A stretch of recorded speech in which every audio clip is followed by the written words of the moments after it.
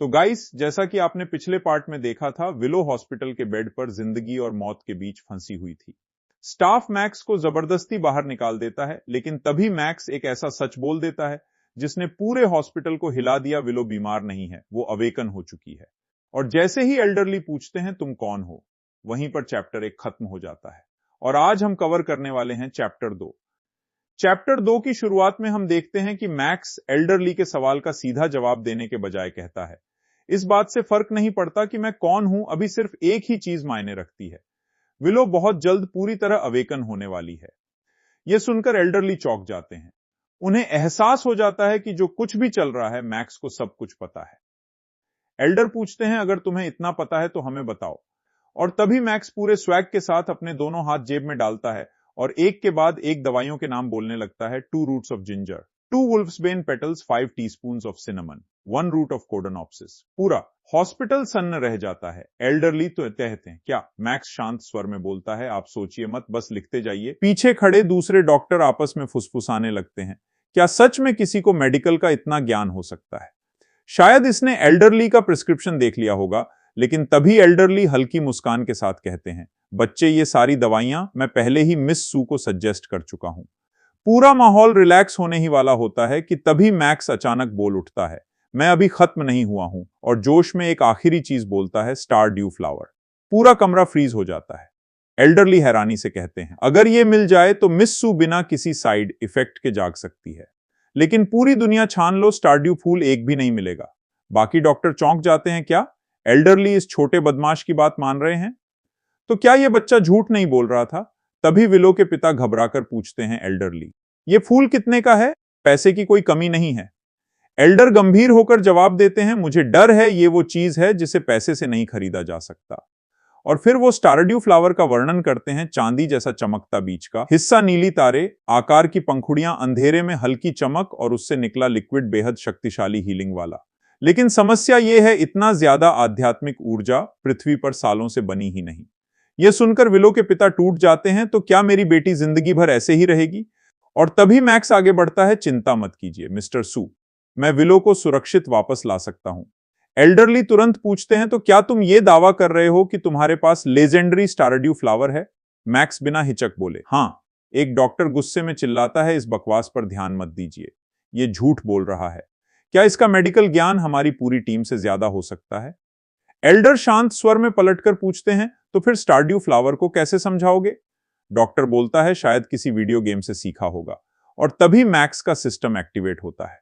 Points exchange screen opened, what do you want to create? Max कहता है, मुझे stardew flower चाहिए। कुछ सेकंड बाद successfully exchange stardew flower for 5 points. Max अपने हाथ में असली स्टारड्यू फ्लावर पकड़ता है और मुस्कुराते हुए एल्डरली से कहता है, अब आपके सवाल खत्म हुए या आंखों से देखना चाहेंगे? एल्डरली कांपती आवाज में बोलते हैं, क्या यह सच में स्टारड्यू फ्लावर है? ये लेजेंडरी दवा है। मैक्स बॉक्स बंद करता है, तो अब भरोसा है कि मैं विलो को बचा सकता हूं। एल्डरली झुककर कहते हैं, कृपया मेरे बुरे व्यवहार के लिए माफ कीजिए और मिस्टर सू की बेटी को बचा लीजिए। इसके बाद मैक्स विलो के पास जाता है, धीमे से बोलता है, मैं किसी को तुम्हें चोट नहीं पहुंचाने दूंगा। वो फ्लावर की शक्ति रिलीज करता है और कुछ ही देर में डॉक्टर चिल्लाते हैं, ये काम कर रहा है। विलो धीरे धीरे आंखें खोलती है, कौन? ऑन। मैक्स मुस्कुराकर कहता है, अभी मत बोलो, आराम करो, हम बाद में मिलेंगे। और फिर सीन शिफ्ट होता है और हमें दिखाया जाता है कि मैक्स विलो के पापा से बोलता है कि मिस्टर सू, विलो का शरीर अभी भी ठीक हो रहा है, इसलिए उसे बहुत सारा पौष्टिक खाना और आराम की जरूरत होगी। जिस पर विलो के पापा बोलते हैं कि आप तो कमाल के डॉक्टर हैं, बहुत बहुत धन्यवाद। फिर सीन शिफ्ट होता है और मैक्स जरहा होता है, जिस पर पीछे से एल्डरली की आवाज आती है। वो मैक्स से बोल रहे होते कि बेटा, अगर तुम्हारे टाइम होता क्यों ना हम चाय पीते हुए बात करें? जिस पर मैक्स बोलता है कि सॉरी एल्डरली, पर मुझे अभी कुछ काम है जो निपटाना है, शायद किसी और वक्त करेंगे। जिस पर एल्डरली परेशानी से बोलते हैं कि कम से कम अपना नाम तो बता दो। जिस पर मैक्स जाते हुए बोल्ट है कि मैक्सिमिलियन लिन, पर आप मुझे मैक्स बुला सकते हैं। फिर सीन चेंज होता है और हम देखते हैं कि मैक्स अपने कंप्यूटर के आगे बैठा होता है और बोल रहा होता है कि मुझे याद है कि मैंने अपनी पिछली जिंदगी में एक आर्टिकल पढ़ा था जिसमें आध्यात्मिक पुनर्जागरण के बाद उभरे कल्टीवेशन रील्म्स की हायरार्की का काफी अच्छा ओवरव्यू दिया गया था। फिर हम देखते हैं कि एक इंटरफेस हमारे सामने आता है जिस पर कुछ अवेकनिंग के बारे में लिखा होता है, जिसे आप चाहें तो पढ़ भी सकते हैं।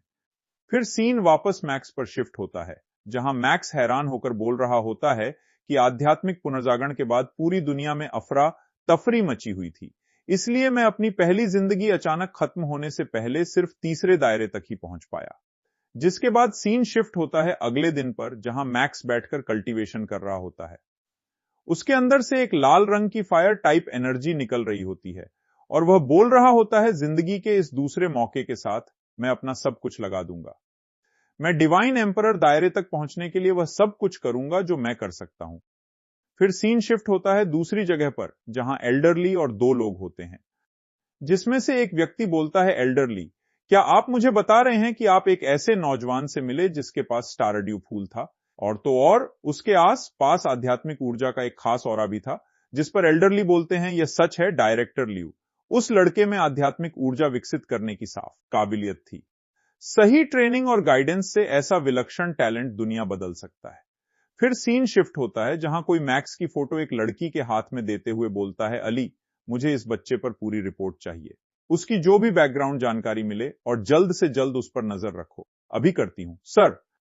फिर सीन शिफ्ट होता है, जहां एल्डरली और डायरेक्टर लियू हमें साथ दिखते हैं, जिसमें से डायरेक्टर बोल रहा होता है, अगर आपकी बात सच है तो इतनी बड़ी शक्ति को मेरे प्रभाव क्षेत्र में लाने के लिए मैं आपका बहुत एहसानमंद हूं।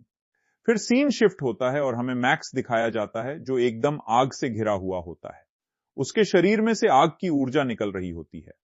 थोड़ी देर बाद हम देखते हैं कि वह ऊर्जा धीरे धीरे गायब होने लगती है, जिस पर मैक्स अपने हाथों को देखते हुए बोलता है, जैसा कि वायलेट टेक्निक से उम्मीद थी, मैं पहली बार कल्टीवेशन कर रहा हूं और मैं पहले ही स्पिरिचुअल अवेकनिंग दायरे के दूसरे स्टेज पर पहुंच गया हूं। तभी उसके दिमाग में एकदम से घंटी बजती है और वह बोलता है, यह क्या बकवास है, मुझे नहाए हुए एक दिन से ज्यादा नहीं हुआ होगा, तो फिर मुझे इतना गंदा क्यों लग रहा है। और तभी हम देखते हैं कि उसके पैर पूरी तरह पसीने में भीगे होते हैं और वह भागते भागते बोलता है, मुझे बहुत भूख लग रही है, मुझे जल्दी कुछ खाने के लिए ढूंढना होगा। फिर वह अपने घर से बाहर निकलते हुए बोलता है, अभी के लिए कन्वीनियंस स्टोर से ही काम चलाना पड़ेगा, मुझे ऐसा लग रहा है कि मैं पूरी एक ब्लू व्हेल फिश खा सकता हूं। और वह गाना गाते हुए जा रहा होता है, तभी उसके पीछे से कोई बोलती है, ढूंढ लिया तुम्हें। और फिर वह मैक्स के ऊपर कुछ फेंकते हुए बोलती है, मुझे निराश मत करना बच्चे। आगे हम देखते हैं कि मैक्स के पीछे एक धमाका होता है और हमें एक भेड़िया टाइप का मॉन्स्टर दिखाई देता है, जिसके अंदर से पर्पल रंग का ऑरा बाहर आ रहा होता है, जिसे देखकर मैक्स अपना एक डेविल जैसा मुंह बनाते हुए बोलता है, लगता है बायोलॉजिकल म्यूटेशन पहले ही शुरू हो चुके हैं।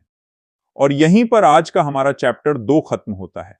उम्मीद है आपको वीडियो पसंद आई होगी, और अगर वीडियो में कुछ मिस्टेक्स हों तो मुझे कमेंट्स में जरूर बताइएगा, जिससे मैं अगली वीडियो में उन्हें सुधार सकूं। Thanks for watching.